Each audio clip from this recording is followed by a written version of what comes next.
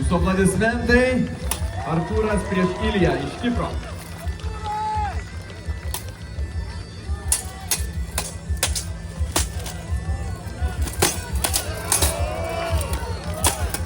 Artūras turi savo palaikymo klubą. Šiek tiek garsiau, negirdžiu jūsų.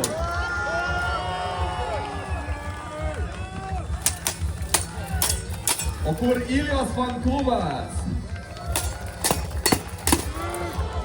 Galbūt riteriai pasirenka taktiką tik atakuoti, gynyba trumpam išnyksta. Variantas ir toks.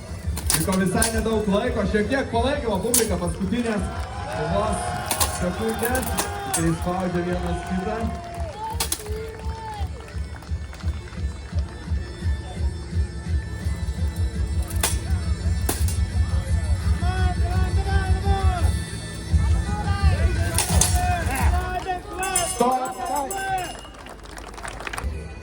Antras raundas. Spaudžia savo priešininką Artūras. Labai gerai ginasi Ilija, kaip matėt.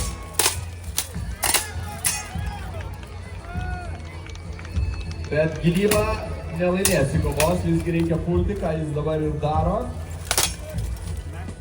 Kol kas taškas į tašką, kaip matot, apsikeičia riteriai, vienas apsigina vienas smūgį, kitas kitą ir pelna po vieną tašką.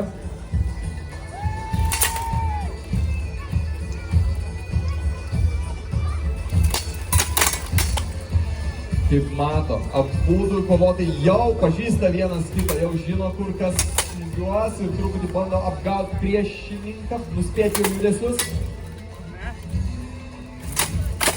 Jau tikrai nepadeda Ilijai pritūpti, bet ir Artūro smūgiai, kaip ir pačioj pradžioje, darosi nuspėjami, juos apsigina daugumą jų riteris Ilija. Laikas! Pozicija. O dabar, kaip manote, kas laimėjo? Ar tai bus Artūras? Ar tai bus Ilija? Raimondas, laukiame tavo atsakymą.